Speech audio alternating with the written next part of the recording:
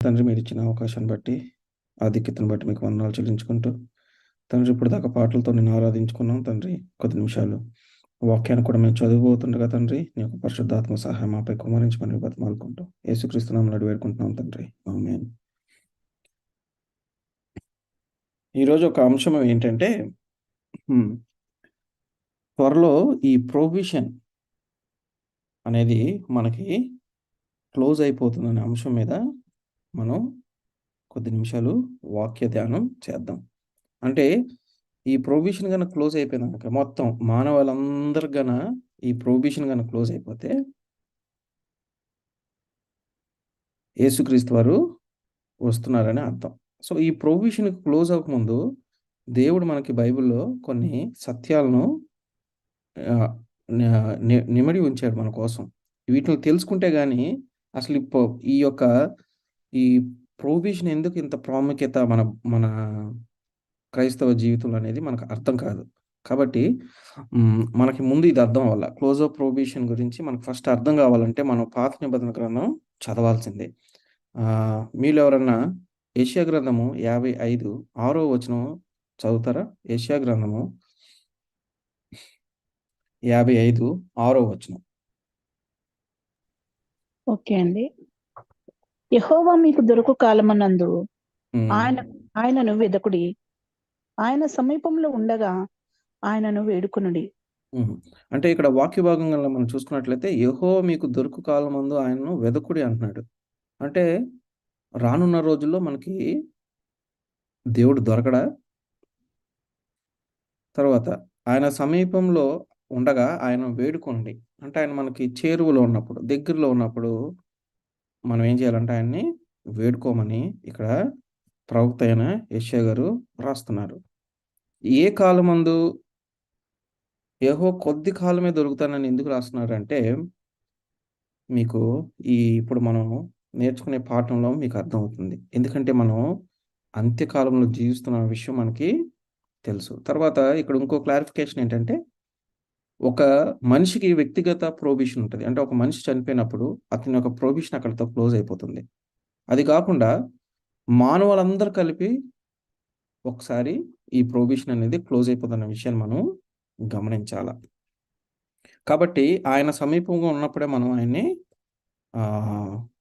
వెతకటానికి, ఆయన వేడుకోవటానికి మనము ప్రయత్నము చేయాలి. తర్వాత ప్రకటన గ్రంథము 15 6, 8 వచనాలు గనుక చదివితే అక్కడ 7 దూతలు 7 తెగులు చేత పట్టుకుని ఉన్న 7గురు దూతలు నిర్మలమును ప్రకాశమైన రాతిని ధరించుకొని రొమ్ముల మీద బంగారు దీటులు కట్టుకున్న వారే ఆలయంలో నుండి వెలుపలికి వచ్చిరి. అంతటా దేవుని మహిమ నుండియు ఆయన శక్తి నుండి వచ్చి పొగతో ఆలయము నింపబడినందున ఆ 7గురు దూతల యొద్ద నుండి 7 తెగుళ్ళు సమాప్తి యగు వరకు ఆలయమందు. అంటే మీరు ఇక్కడ గాని చూసుకుంటే 7 దూతలు 7 తెగులు పట్టుకొని అక్కడ ఉన్నట్లుగా చూస్తున్నాం. తర్వాత ఆ ఆలయం అంతా కూడా దేనితో నిండిపోయిందంటే దేవుని యొక్క మహిమతోనూ, ఆయన యొక్క శక్తితో నిండిపోయినట్లుగా మనం చూస్తున్నాం. మనము ఈ యొక్క గుడారపు సేవ గురించి నేర్చుకున్నప్పుడు గుడారపు సేవ ఏదైతే పరలోకంలో దేవుడు ఏదైతే ఉందో దాన్నే మోషే గారికి ఈ భూలోకంలో కూడా చేయమన్నట్లుగా మనం చదువుకున్నాం. సో, అక్కడ ఏ విధంగా అయితే ఈ యొక్క విజ్ఞాపనలు మన కోసం యేసుక్రీస్తు వారు చేస్తున్నారో ఇక్కడున్నప్పుడు అంటే ఈ పాత నిబంధన కాలంలో ఈ ప్రత్యక్షపు గుడారపులో కూడా ఆ విధంగానే జరిగేదనే విషయాన్ని మనం మర్చిపోకూడదు. తర్వాత అక్కడ ఆయన దేవుని మహిమతో ఆలయం అంతా కూడా నిండుకొని ఉందని మనం చదువుతున్నాం. ఇక్కడ గాని చూసుకున్నట్లయితే నిర్గమకాండము 40, 34-35 వరకు అప్పుడు మేఘము ప్రత్యక్ష గుడారమును కమ్మగా యెహోవా తేజస్సు మందిరము నింపెను. ఆ మేఘము మందిరము మీద నిలుచుట చేత ఆ మందిరము యెహోవా తేజస్సుతో నిండి గనుక మోషే ప్రత్యక్ష గుడారంలోనికి వెళ్ళలేకుండెను. చూసారా? ఎప్పుడైతే ఆ మేఘము ప్రత్యక్ష గుడారం మీదకి వచ్చి ఉంటుందో దాని మీద అక్కడ ఆ ప్రాంతం అంతా కూడా ఎస్పెషల్లీ అదంతా కూడా దేవుని యొక్క మందిరం అంతా కూడా తేజస్సుతో నిండిపోయినట్లుగా మనం చూస్తున్నాం. సో, ఆ తేజస్సు ఉన్నప్పుడు మోషే ఎవరు ఎళ్ళలేరు. మోషే లాంటి ప్రవక్తలు కూడా వెళ్ళటానికి ఆస్కారము లేదు. సో, పరలోకంలో కూడా ఇటువంటి సీన్‌నే మనము ఈ ప్రకటన 15, 6, 8 వచనాల్లో మనం చూస్తున్నాం. అంతటా దేవుని మహిమ నుండి ఆయన శక్తి నుండి వచ్చిన పొగతో ఆలయము నింపబడినందున ఆ 7గురు దూతలు ఉన్న 7 తెగుళ్ళు సమాప్తి వరకు ఆలయమందు ఎవడును అక్కడికి ప్రవేశింపలేదని అక్కడ వ్రాయబడింది. తర్వాత మొదటి రాజులు 8, 10-11 వరకు చదివితే యాజకులు పరిశుద్ధ స్థలములో నుండి బయటికి వచ్చినప్పుడు మేఘము యెహోవా మందిరమును నింపెను. సో చూసారా? ఈ యాజకులు ఎళ్లి వాళ్ళ యొక్క పనంతా చేసుకొని బయటకొచ్చిన తర్వాత అక్కడ మేఘము ఆ మందిరము ఉన్నప్పుడు అక్కడ ఏముంది? ఆయన యొక్క తేజస్సు ఆ మందిరం పైన ఉందనే విషయం అంతా ఉందని మనం గమనించాలి. 11వ వచనంలో చూస్తే కాబట్టి యెహోవా తేజో మహిమ యెహోవా మందిరము నిండుకొనగా ఆ మేఘము హేతువు చేత యాజకులు సేవ చేయుటకు నిలువలేకపోయిరి. సో ఏ మానవుడు కూడా ఆ తేజస్సు దగ్గరికి వెళ్ళలేరు. ఆ మందిరం లోపలికి వెళ్ళలేరు. ఎందుకంటే అక్కడ దేవుని యొక్క మహిమ, ఆయన యొక్క తేజస్సు అక్కడ ఉంది. తర్వాత మొదటి తిమోతి 2:5 గాని చూస్తే దేవుడు ఒక్కడే, దేవునికి నరులకు మధ్యవర్తి ఒక్కడే. ఆయనే యేసుక్రీస్తు. ఈ విషయాన్ని మనము గుర్తుపెట్టుకోవాల. మనకును దేవునికి ఒక మధ్యవర్తి ఉన్నాడు. ఆ మధ్యవర్తి ప్రధాన యాజకుడు యేసుక్రీస్తు అనే విషయాన్ని మనము గుర్తు పెట్టుకోవాలి. తర్వాత కొన్ని సింబాలిజమ్స్ మనం గనక గమనించినట్లయితే అవి దేవుడు ఎప్పుడు కూడా రిపీట్ చేస్తూనే ఉన్నాడు బైబిల్ అంతట్లో కూడా. మొదటి రాజులు 8వ అధ్యాయము 2వ వచనం గనుక చూస్తే 7వ నెల 7వ రోజున డే ఆఫ్ అటార్న్‌మెంట్ అంటే ప్రాయశ్చిత్త దినము జరుగుతుంది. ఇది మీరు లేవికాండము 23 అధ్యాయం గనుక చదివితే మీకు అది స్పష్టంగా అర్థమవుతుంది. తర్వాత ఈ 1844 ఏదైతే డేట్ ఉందో దీన్ని కూడా మనము ఈ యొక్క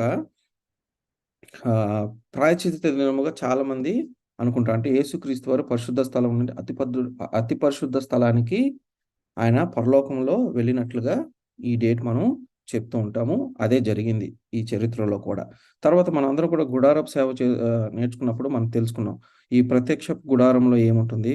తర్వాత ఈ యొక్క ఔటర్ కోర్ట్‌లో ఏముంటుంది? తర్వాత పరిశుద్ధ స్థలములు ఏమేమి ఉంటాయి? తర్వాత అతి పరిశుద్ధ స్థలములు ఏమేమి ఉంటదో మనం చూసాం. ఇక్కడ నేను ఒక పాయింట్ మీకు చెప్పదలుచుకున్నాను.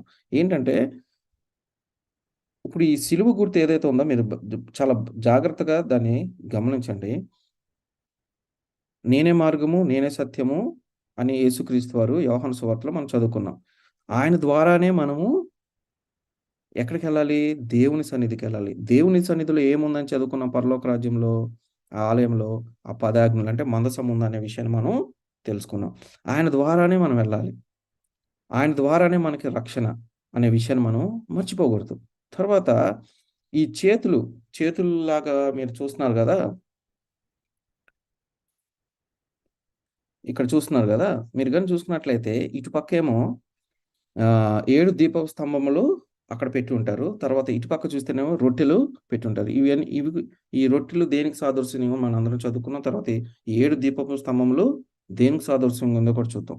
తర్వాత ఇక్కడ గాని చూసుకున్నట్లయితే ఒక సాంబ్రాణి అక్కడ పెట్టినట్లుగా చూస్తున్నాం. అది దేవునికి ధూపము. అంటే ధూపము అంటే బైబిల్ భాషలో ప్రార్థన. మన యొక్క ప్రార్థనలు, మన యొక్క విజ్ఞాపనలు ఆయన సన్నిధికి చేరాలి. సో, ప్రధాన యాజకుడు ఇక్కడ ఉండి మన కోసం అంటే మనందరి కోసం ఆయన విజ్ఞప్తి చేస్తున్నట్లుగా మీరు తెలుసు. సో, ఈ పరిశుద్ధ స్థలం నుంచి అతి పరిశుద్ధ స్థలానికి వెళ్ళినప్పుడు ఇక్కడ మందసము ఉందని మనం తెలుసుకున్నాం. మీరు ప్రకటన 4వ అధ్యాయంలో చదివితే ఆ మందసము లోపల ఏమేమి ఉన్నాయో మనం చూసాం. దేవుని వేలుతో రాయబడిన 10 ఆజ్ఞల చట్టం ఉందనే విషయాన్ని మనము మర్చిపోకూడదు. సో, ఈ తలలో చూడండి ఇప్పుడు దేవుడు నా ధర్మశాస్త్రాన్ని లేదంటే నా ఆజ్ఞలను ఎక్కడ పెట్టుకోమన్నాడు? ఎక్కడ ముద్రించుకోమన్నాడు మనల్ని? మనల్ని ఈ ఇక్కడ ఈ యొక్క నుదిటి పైన రాసుకోమంటున్నాడు. ఈ చేతుల మీద ఉంచుకోమంటున్నాడు మనల్ని. అందుకనే సాతానుడు ఈ యొక్క మార్క్ ఆఫ్ బీస్ట్ ఏదైతే సాతాను యొక్క ముద్ర ఉన్నదో వాడు కూడా ఎక్కడేయాలని చూస్తున్నాడు? ఇక్కడే. అంటే ఏంటి దాని ఉద్దేశం? ఇప్పుడు చాలామంది జనాలకి ఈ 10 ఆజ్ఞలు ఉన్నాయిరా బాబు అంటే వాళ్ళేమంటారు? లేవండి అని చెప్తారు. కళాఖండిగా చెప్తారు. అందులో సబ్బాతు ఆజ్ఞ ఉందంటే ఎవరు నమ్మట్లేదు. దాని అర్థం ఏంటంటే సాతానుడు దేవుడేమో మనల్ని గుర్తుపెట్టుకోమంటున్నాడు. అందుకే రిమెంబర్ ది సాబత్ డే అని చాలా స్పష్టంగా చెప్పాడు. కానీ సాతానుడు ఏం చేస్తున్నాడు? మనల్ని అసలు దాన్ని గుర్తుపెట్టుకోనీయకుండా చేస్తున్నాడు. అంటే తప్పుడు బోధలు రావటం ద్వారా. ఆ కాలంలో ఆహ్, ఈ 7 సంఘాల్లో ఈ నికోలైతు బోధలు ఏ విధంగా అయితే వచ్చాయో, ఆ విధంగా ఇప్పుడు కూడా అనేక బోధలున్నాయి. ఇవన్నీ కూడా ఏమని చెప్తున్నాయి అంటే పదాజ్ఞలు లేవు, అందులో సబ్బాతాజ్ఞ లేదని చాలా మంది చెప్తూ ఉంటారు. సో దేవుడేమో మనల్ని గుర్తుపెట్టుకోమంటున్నాడు, సాతానుడేమో అవసరం లేదని చెప్తున్నాడు. కానీ ఇక్కడ మీరు గనుక గమనించినట్లయితే ది ఈ యొక్క తల భాగంలో మీరు బాగా గమనించినట్లయితే ఏముంది అక్కడ? దేవుని యొక్క పదాజ్ఞలు ఉంది, మందసం ఉంది, తర్వాత మన్నా పాత్ర ఉంది. దేవుడు మనకు అన్నీ ఆయనే ప్రొవైడ్ చేస్తాడని దేవుడు మనకు అక్కడ సంకేతం ఇస్తున్నాడు. ఇది మీరు గుర్తుపెట్టుకోండి. సమయం ఉన్నప్పుడు దాని గురించి ఇంకొంచెం ఎక్స్‌ప్లెయిన్ చేయడానికి ప్రయత్నము చేస్తాను. తర్వాత మీరు ప్రకటన 15వ అధ్యాయంలో గాని చదివితే దేవుని యొక్క మహిమ ఉన్నప్పుడు అక్కడ కూడా ఎవ్వరు కూడా ఏ మనుషుడు కూడా అక్కడికి ఎంటర్ అవ్వలేనట్టుగా, ఎంటర్ కాలేరనేసి అక్కడ బైబిల్ చెప్తుంది. కానీ యేసుక్రీస్తు యొక్క మీద విశ్వాసంతోనే మనము అక్కడికి వెళ్ళగలమని మనం అర్థం చేసుకోవాలా. తర్వాత ప్రకటన 6:14-17 వరకు చదివితే మీకు అక్కడ ఈ ఏడవ పాత్ర పట్టుకున్న ఈ ఏడవ దూతను మనం అక్కడ చూస్తున్నాం. చూద్దాం అసలు ఏంటి అసలు అని మనం చూద్దాం. తర్వాత ప్రకటన 22, 11, 12 అంటే ఏంటి? ఒక్కసారిగాన ఆ ఏడవ బూర ఊది ఈ తెగులు 1 బై 1 వచ్చేస్తే స్టార్ట్ అయినాయి అనుకోండి. ఫర్ ఎగ్జాంపుల్ ఏడవ బూర ఊదేసిన తర్వాత ఈ తెగులు స్టార్ట్ అయినాయంటే మన ప్రొహిబిషన్ క్లోజ్ అయిపోయిందన్న విషయం మనం గుర్తుపెట్టుకోవాలా. ఎప్పుడైతే ఏడవ బూర ఊదబడుతుందో ఈ 7 తెగులు స్టార్ట్ అవుతాయి. సో ఈ ఏడవ బూర ఊదక ముందు మనము దేవుని పిల్లలముగా ఉన్నామా? లేదంటే సాతాను యొక్క ముద్ర వేయించుకొని పిల్లలుగా ఉన్నామా అనేది అది మన చాయిస్. ఒకవేళ దేవుని ముద్ర గన ఉంటే మనం ఏం చేస్తాము? శ్రమల పాలుగా వెళ్తాము. కొన్ని శ్రమలు అనుభవించాల్సి వస్తది క్రైస్తవులుగా. ఆనాడు ఆ 7 సంఘాల వారు అంటే శిష్యులు యేసుక్రీస్తు స్టెఫెనుని రాళ్ళతో కొట్టి చంపివేయబడిన తర్వాత 34 AD నుంచి శిష్యులు ఎక్కడికంటే అక్కడికి వెళ్లి సువార్త చేస్తూ వచ్చారు. వాళ్ళేమో ఆషామాషీ సువార్త చేయలేదు. వారు చాలా పరిశుద్ధాత్మను నిండుకున్న ఒక బలమైన వస్తువుగా వాళ్ళని దేవుడు వాడుకున్నాడు ఆ కాలంలో. అట్టనేసి వారికి శ్రమలు లేకుండా ఉన్నాయా? లేవు. శ్రమలొచ్చాయి వారికి. కొంతమంది జైల్లో పెట్టించారు. కొంతమందిని కొరడాలతో 10 మందిలో కొట్టించారు. కొంతమందిని సింహభూములో వేయించారు. కొంతమందిని సిలువ తలకిందులుగా వేయించారు. కొంతమంది నూనెలో వేయించారు. ఇవన్నీ చేశారు. అయినప్పటికీ కూడా వారు అంత శ్రమల దగ్గరకొచ్చినప్పుడు కూడా వారు యేసుక్రీస్తు వారిని ఆయన మీద ఉన్న విశ్వాసాన్ని వాళ్ళు వదులుకోలేదు. మనం చూసాం దానియేలు 3వ అధ్యాయంలో చూసాం. షడ్రకు, అబేద్నెగో, మేషకు ముగ్గురు కూడా మరణం వారి కళ్ళ ముందు కనపడుతుంది. అయినప్పటికీ కూడా వారు ఏం చేశారు? ఆ ప్రతిమకు మేము నమస్కారం చేయమని కళాఖండిగా చెప్పారు. సో రానున్న రోజుల్లో కూడా అటువంటివి వస్తాయి. కాబట్టి మనకి ఎవరి ముద్ర కావాలి? దేవుని యొక్క ముద్ర గాని ఉంటే ఈ 7 తెగులు మన మీద రావు. ఒకవేళ దేవుని యొక్క ముద్ర గన మన మీద లేకపోతే ఈ 7 తెగులకి మనము పాత్రులవుతాం అనే విషయాన్ని మీరు గమనించాలి. తర్వాత ఈ ప్రకటన 22, 11, 12లో గాని చూస్తే అన్యాయం చేయవాడు ఇంకను అన్యాయం చేయనిమ్ము. అపవిత్రుడు వాడు ఇంకను అపవిత్రుడుగానే ఉండనిమ్ము. నీతిమంతుడు ఇంకను నీతిమంతుడుగా ఉండనిమ్ము. పరిశుద్ధుడు అక్కడ కట్ అయిపోయిందండి. ఇదిగో నేను త్వరగా వచ్చుచున్నాను. వాని క్రియ చొప్పున వానికి కిచ్చుటకు నేను సిద్ధపరిచిన జీతము నా వద్ద ఉన్నది. సో కాబట్టి పాపం చేసేవాడిని చేయనండి. అపవిత్రంగా ఉన్నవాడిని అపవిత్రంగా ఉండనియండి. నీతిమంతుడుగా ఉండనియండి. అంటే అక్కడ మనం ఏం అర్థం చేసుకోవాలి? ఒకసారి ఈ ప్రొహిబిషన్ క్లోజ్ అయిపోతే మనలో పరిశుద్ధాత్మ దేవుడు ఉండడు. ఇప్పుడు పరిశుద్ధాత్మ దేవుడు మనల్ని ఏ విధంగా అయితే హెచ్చరిస్తున్నాడో ఈ ప్రొహిబిషన్ క్లోజ్ అయిపోతే మనకు ఆ పరిశుద్ధాత్మ దేవుడు తీసేసుకుంటాడు దేవుడు. అప్పుడు మనకి మంచి ఏంటి, చెడు ఏంటి అని తెలీదు. అందుకనే నీతిమంతుడు ఉండనిమ్ము అని దేవుడు ఎందుకు ఇక్కడ మరి ఇంకోసారి హెచ్చరిక చేస్తున్నాడంటే, నువ్వు ఆ నీతిలోనే ఉండాలా. ఒక్కసారి నువ్వు తప్పావంటే మళ్ళీ నీకు పరిశుద్ధాత్మ దేవుడు వచ్చి హెచ్చరించడానికి నీకు సమయం ఉండదు. అందుకే దేవుడు ఇదిగో నేను త్వరగా వచ్చుచున్నాను. వాని క్రియ చొప్పున ప్రతివానికి క్రియకిచ్చుటకు నేను సిద్ధపరిచిన జీతం నా వద్ద ఉన్నదని చాలా కళాఖండిగా చెప్తున్నాడు దేవుడు ఇక్కడ. హెచ్చరిస్తున్నాడు మనల్ని. కాబట్టి సమయం ఉన్నప్పుడే మనము సద్వినియోగం చేసుకోవాలనే విషయాన్ని మనం గుర్తుపెట్టుకోవాలి. అందుకనే యేసుక్రీస్తు వారు ఈ లోకంలో ఉన్నప్పుడు అనేక ఉపమానాలు చెప్పినట్లుగా మనం చూసాం. ఆ ఉపమానాలన్నిటిలో కూడా మీరు బాగా గమనించినట్లయితే నైట్‌కి చెప్తాను. ఇవన్నీ కూడా కంట్రీ లివింగ్ సంబంధించినవే ఉపమానాలన్నీ కూడా. నేను రాత్రికి ఈ కంట్రీ లివింగ్ గురించి చెప్తాను. 10 ప్రిన్సిపల్స్ ఆఫ్ కంట్రీ లివింగ్. 10 సిద్ధాంతాలు ఈ కంట్రీ లివింగ్‌కి ఏ విధంగా ఉపయోగపడతాయి అనే విషయాన్ని రాత్రికి మాట్లాడబోతున్నాను. అప్పుడు చెప్తాను ఈ ఉపమానాల గురించి. మీరు ఈ మత్తయి సువార్త 25, 1-13 వరకు చూస్తే, పరలోక రాజ్యము తమ దివిటీలు పట్టుకున్న పెళ్లి కుమారుని ఎదుర్కొనుటకు బయలుదేరిన 10 కన్యకలను పోలి ఉన్నది. ఈ ఈ ఇది మనందరికి తెలుసు. చాలా సార్లు చదువుకున్నాం, చాలా సార్లు విన్నాం కూడా. కానీ మనం ఇక్కడ గమనించాల్సిందేంటంటే, ఈ 5 మంది వెయిట్ చేస్తున్నారు పెళ్లి కుమారుని కోసము. కొంతమంది దగ్గర ఏమైపోయింది? నూనె అయిపోయింది. ఆ నూనె అయిపోయిందని వాళ్ళు ఏం చేశారు? కొనుక్కొచ్చుకోవడానికి ఎళ్లారు. ఈ లోపల పెళ్లి కుమారుడు వచ్చినట్లుగా చూస్తున్నాం.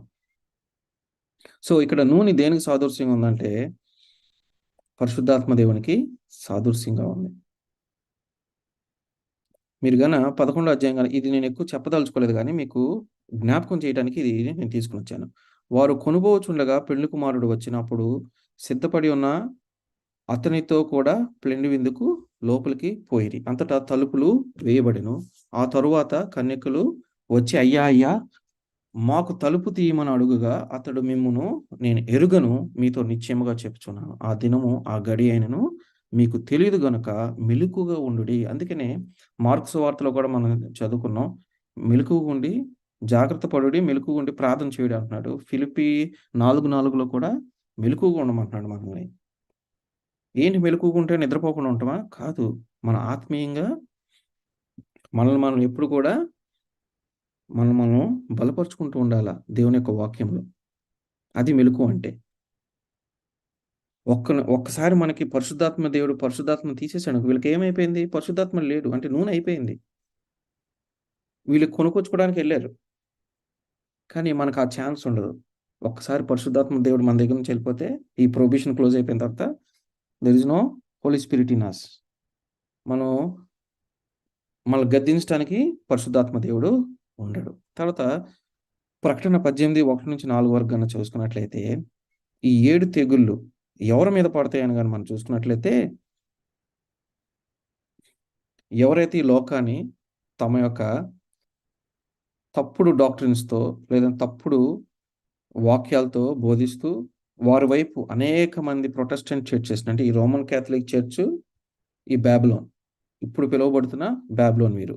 ఈ రోమన్ కాథలిక్ చర్చ్ వీళ్ళతో పాటు అంటే వారి యొక్క డాక్ట్రిన్స్‌ని అంగీకరించి ఈ ఉన్న ప్రొటెస్టెంట్ చర్చెస్ అందరూ కూడా ఈ యొక్క 7 తెగులుకు అర్హులనే విషయాన్ని మనము మర్చిపోకూడదు. అందులో మనం కూడా ఉన్నాం, గుర్తుపెట్టుకోండి. మనం కూడా దేవుని యొక్క ఆజ్ఞలను, దేవుని యొక్క సబ్బాతును గాని నెగ్లెక్ట్ చేస్తే మన పరిస్థితి కూడా అదే. కాబట్టి ఆ ఉగ్రతకు మనం వెళ్ళకూడదు అంటే, మనం ఇప్పుడే మన యొక్క నూనెను అంటే ఇప్పుడే మనం వాక్యంలో స్థిరపడాలి, జాగ్రత్త పడాలనే విషయాన్ని మనము గుర్తుపెట్టుకోవాలి. తర్వాత ఇర్మియా 29:13లో గనక చూసుకున్నట్లయితే, మీరు నన్ను వెదకిన ఎడల, మారు మనసుతో నన్ను గూర్చిన విచారణ చేయని ఎడల, మీరు నన్ను కనుగొందురు. మనమంట పూర్ణ హృదయంతో ఆయన కోసం వెతకాలంట. అదేంటండి మేము రోజు ప్రేయర్ చేసుకుంటున్నాం, రోజు బైబిల్ స్టడీస్‌లో కూర్చుంటున్నాము, మేము చర్చికి వెళ్తాం, అన్నీ చేస్తున్నాం. కానీ మనం నిజంగా వెతుకుతున్నామా?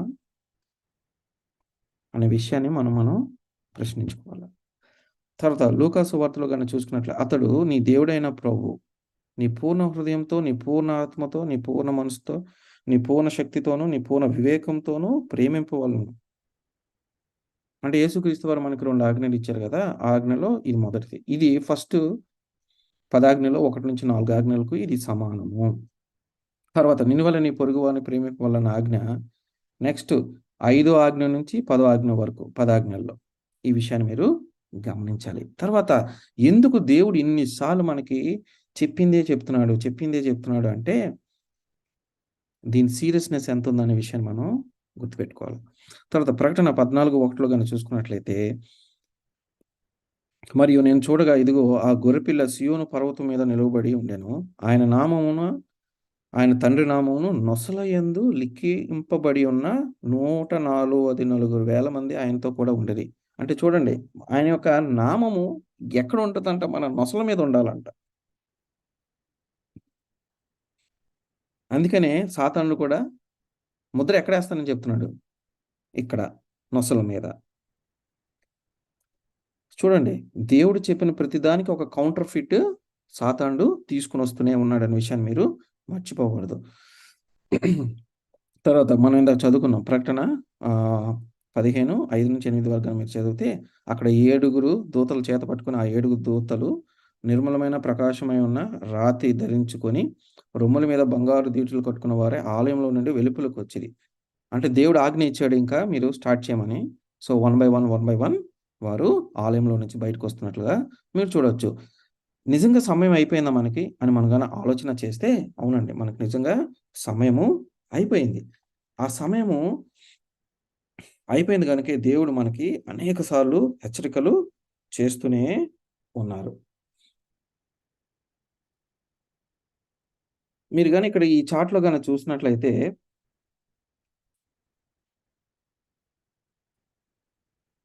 ఆదాము నుంచి యేసుక్రీస్తు వరకు గాని మీరు చూసుకున్నట్లయితే ఆదాము 3973 బీసీ నుండి చూస్తే యేసుక్రీస్తు వారు 27 AD వరకు చూస్తే అక్కడ ఈ టైమ్ లైన్‌లో చూస్తే 4000 సంవత్సరాలు అయిపోయినట్టుగా మీకు అర్థమవుతుంది. తర్వాత యేసుక్రీస్తు వారు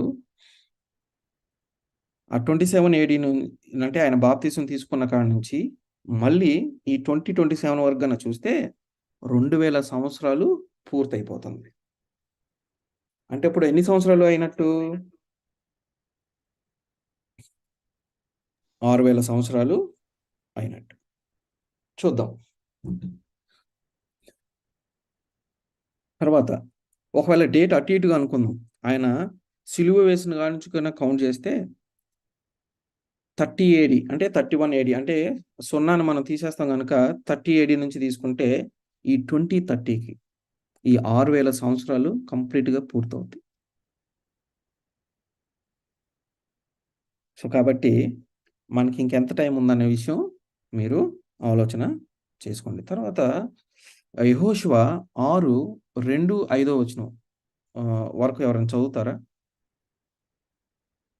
యెహోషువ రాసిన గ్రంథంలో 6వ అధ్యాయము 2-5 వరకు ఎవరైనా చదువుతారా?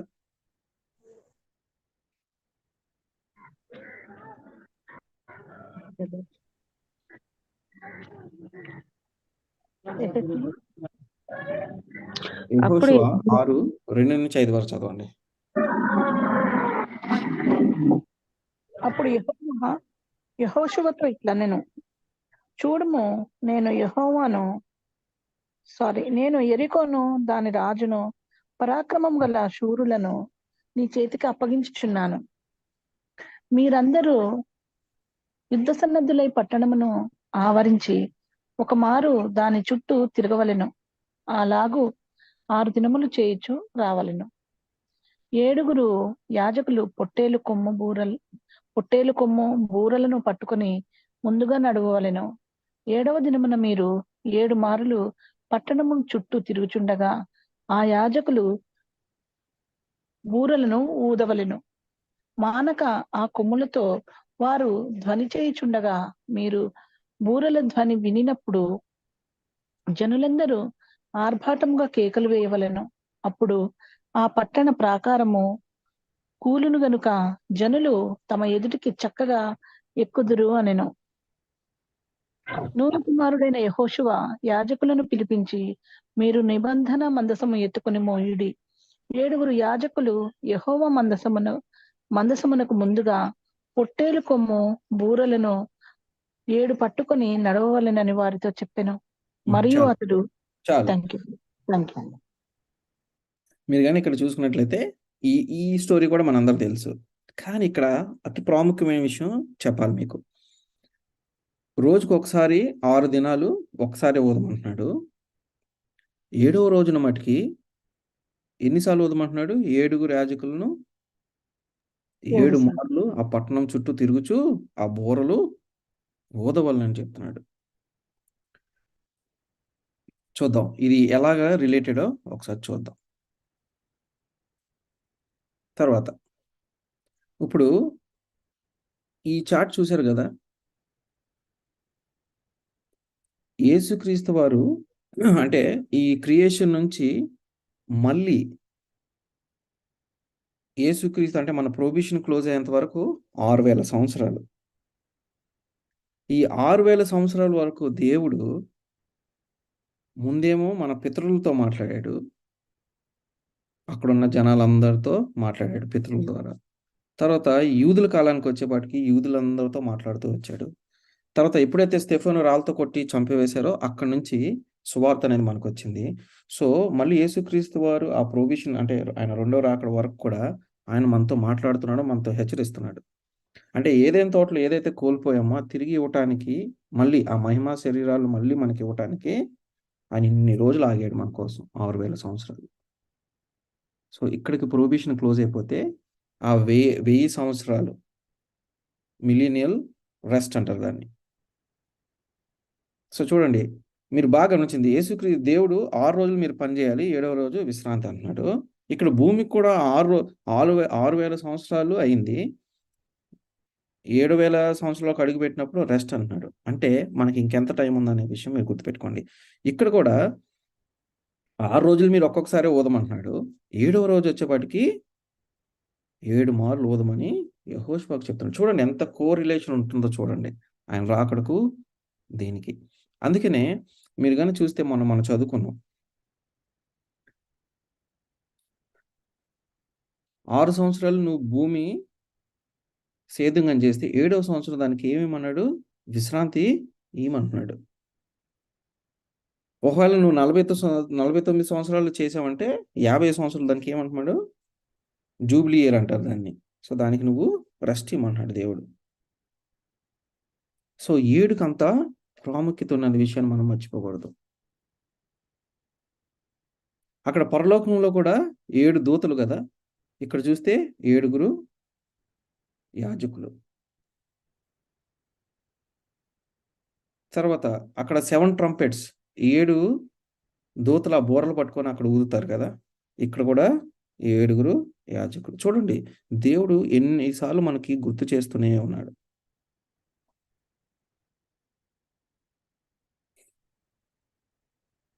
నిర్గమకాండము 24:16 గాని చూస్తే యెహోవా మహిమ సీనాయి కొండ మీద నిలిచెను. మేఘము 6 దినములు దాన్ని కమ్ముకొనెను. 7వ దినమున ఆయన ఆ మేఘములో నుండి మోషేని పిలిపించినప్పుడు చూసారా? 6 రోజులు ఆ సీనాయి పర్వతం మీద దేవుని యొక్క మహిమ ఉండింది. తేజో మహిమ అంటే ఆయన యొక్క తేజస్సు ఆ మీద ఉండింది. 7వ దినమున మళ్ళీ ఆయన ఏం చేశాడు? మోషేని పైకి పిలిపించుకున్నాడు. పైకి పిలిపించుకొని ఏమిచ్చాడు? ఆయనకి 10 ఆజ్ఞలు ఇచ్చినట్టుగా అక్కడ రాయబడి ఉంది. తర్వాత యోహాను 5:28-29 వరకు చదివితే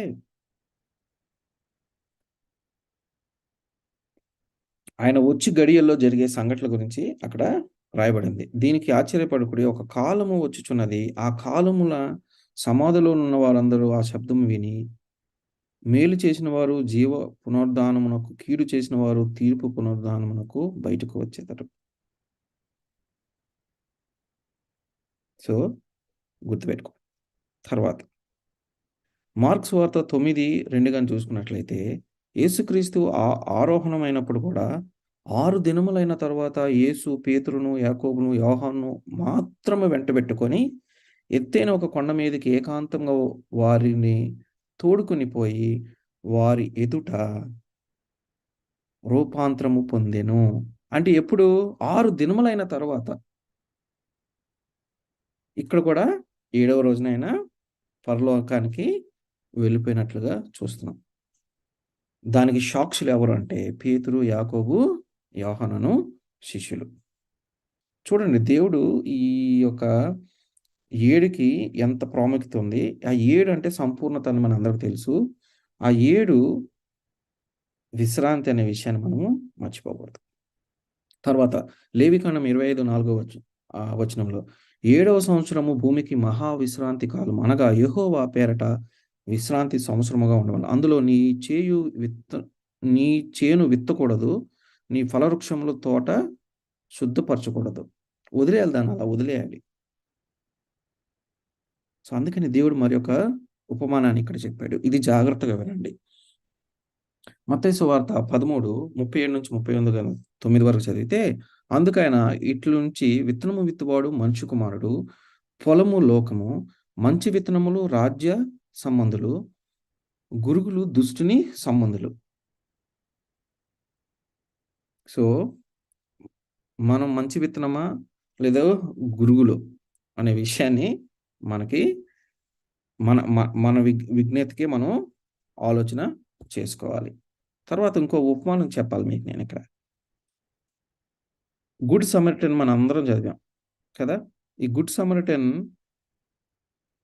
చూస్తే అక్కడ ఒక సింబాలిజం ఉంది. ఆ సింబాలిజం ఏంటో చూద్దాం ఒకసారి. అక్కడ మనం దొంగలను చూస్తున్నాం. వీరు దేనికి సాదృశ్యంగా ఉన్నారంటే, పాపముకు సాదృశ్యంగా ఉన్నారు, సాతానుడికి సాదృశ్యంగా ఉన్నారు దొంగలు.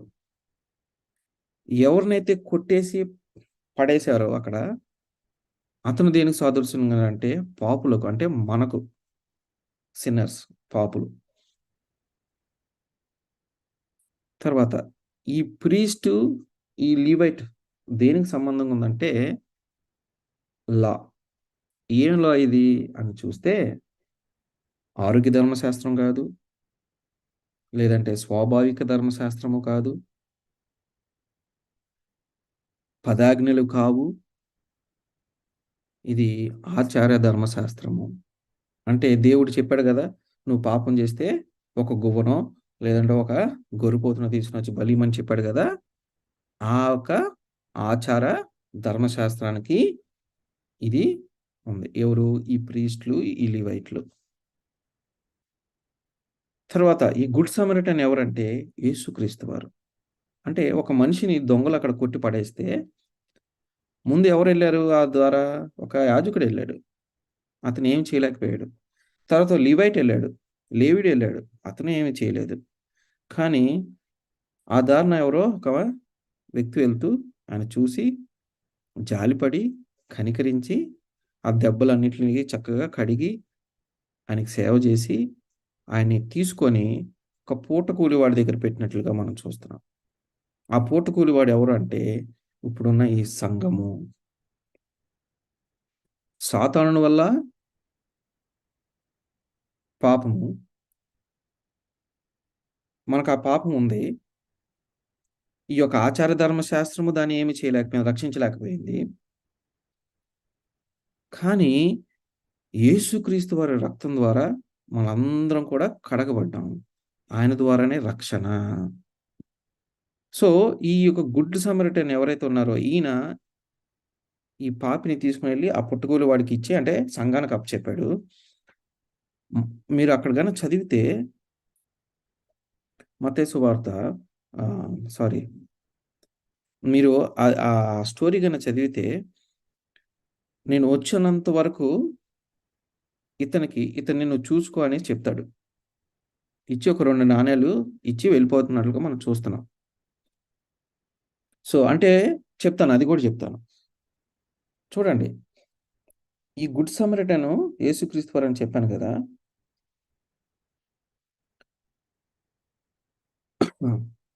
2 దినార్లంటే 2 సంవత్సరాలు.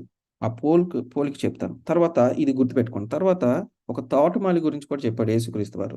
మత్తయి సువార్త 21-2 వరకు చదివితే, ఎలయనగా పరలోక రాజ్యము ఒక ఇంటి యజమాని పోలి ఉన్నది. అతడు తన ద్రాక్ష తోట పని వారి కూలికి పెట్టుకున్న టుకటుకు ప్రొద్దున బయలుదేరి దినమునకు ఒక దేనారము చొప్పున పనివారితో ఒడబడి తన ద్రాక్ష తోటలోనికి వారిని పంపెను.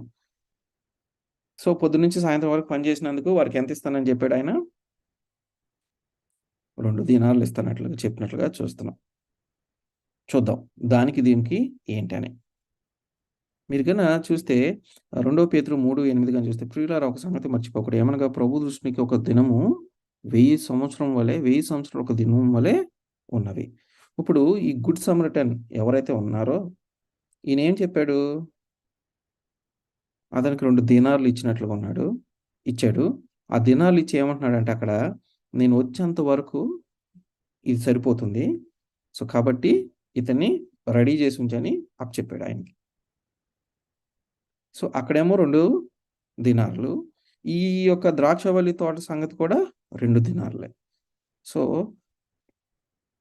మనం గనక చూసుకున్నట్లయితే ఇందాక ఒక చార్ట్‌లో మనం చూసాం.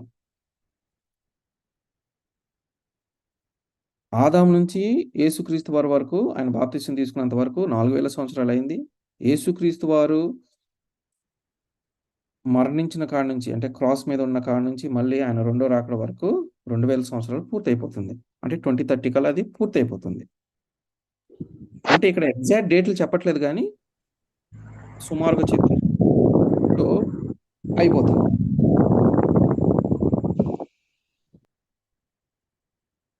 మనకి ఇప్పుడు ఎంత సమయం ఇచ్చాడు? యేసుక్రీస్తు వారు ఆ శిలువ మరణం నుంచి మనకి ఎంత సమయం ఇచ్చారు? 2000 సంవత్సరాలు ఇచ్చారు. ఇక్కడ ఈ గుడ్ సమరిటన్ ఉంది చూడండి. ఈ గుడ్ సమరిటన్ కూడా ఎన్ని రోజులు ఇచ్చాడు?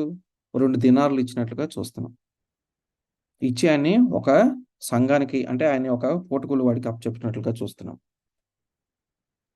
అంటే సమయము లేదు అని అర్థం. అందుకే యేసుక్రీస్తు వారు ఆయన చెప్పిన ప్రతి దాంట్లో కూడా పరలోక రాజ్యము సమీపించినదనే విషయాన్ని ఆయన తన శిష్యులకు గుర్తు చేస్తూనే ఉన్నాడు.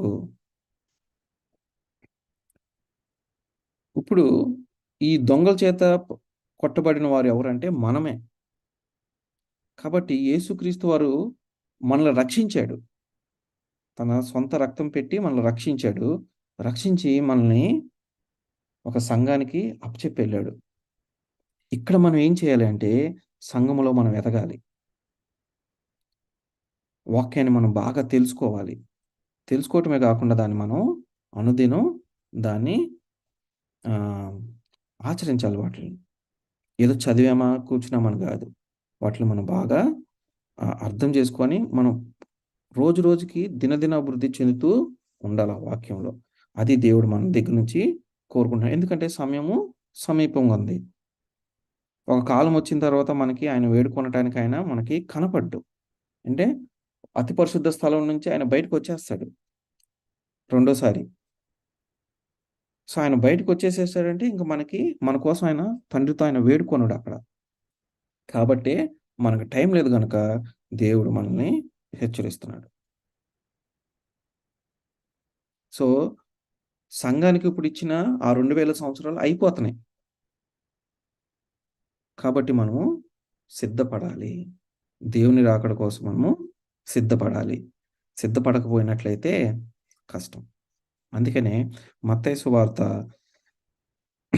24 అంటే చాలామంది నాతో ఏమంటారంటే ఇంక మనకొక 10, 15 సంవత్సరాలు ఉందండి అని చెప్తుంటారు గానీ, అది కాదు.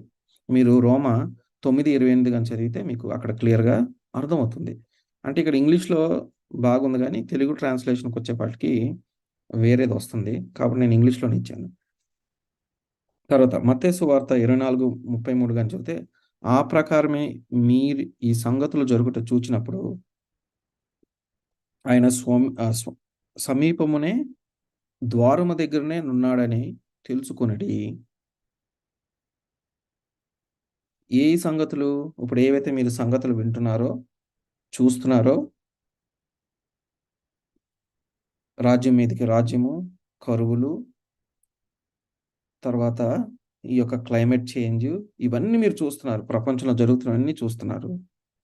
ఏ విధంగా దేవుని యొక్క వాక్యాన్ని మార్చేస్తున్న విషయం కూడా మనం అందరం చూస్తున్నాం. ఇవన్నీ జరుగుతున్నాయంటే దాని అర్థం ఏంటంటే ఆయన మన తలుపు వద్ద నుండి కొడుతున్నాడు. ది ఫైనల్ ఒకసారి కొడుతున్నాడు మనల్ని మళ్ళీ. నన్ను ఆహ్వానించండి అని. మనం గాని ఆయన గాని ఆహ్వానించకపోతే మనము ఆ నరకానికి పాత్రులవుతున్న విషయాన్ని మనము మర్చిపోకూడదు. కళ్ళు మూసుకున్నట్లయితే ప్రార్థన చేసుకుందాం. సర్వోన్నతుడా సర్వాధి ఒక్క నిమిషం ఉండండి. మన మధ్యలో పాస్టర్ శ్రీను గారు ఉన్నారు. వారు ప్రార్థన చేస్తారా? పాస్టర్ శ్రీను గారు ప్రార్థన చేస్తారా?